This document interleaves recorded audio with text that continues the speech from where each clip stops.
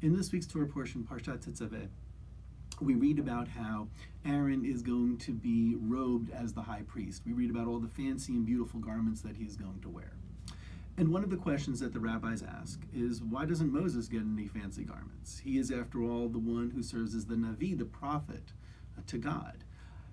And one answer that the rabbis give is that when Moses is conferred the honor of being the one to whom God speaks, Aaron will come to meet him, and God will say, Aaron is going to be glad for you.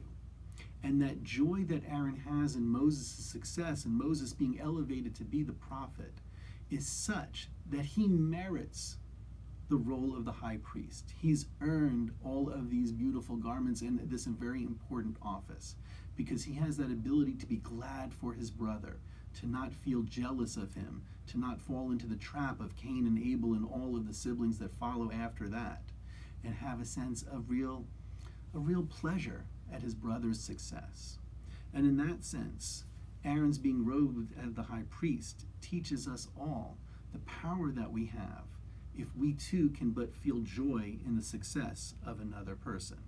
And hence, this is one reason that the rabbis give for why it is that Aaron gets all of the clothing, but Moses gets none. The other reason is also important, I think, for us today, and that is that Moses is a charismatic leader. And because of his charisma, he doesn't need any of the fancy clothing.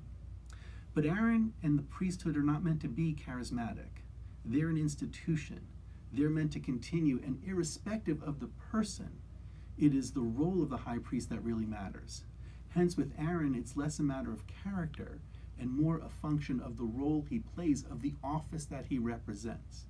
And because he represents an office, in this case the high priesthood, he has all of these fancy garments because they, in a sense, bring honor, they bring kavod to the office.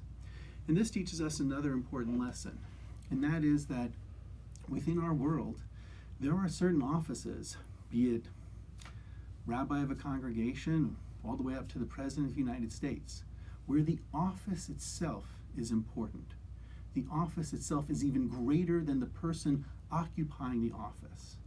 And we show that by how that person acts when they're within that office, and also the dignity and respect that they accord those before them who have been in that office.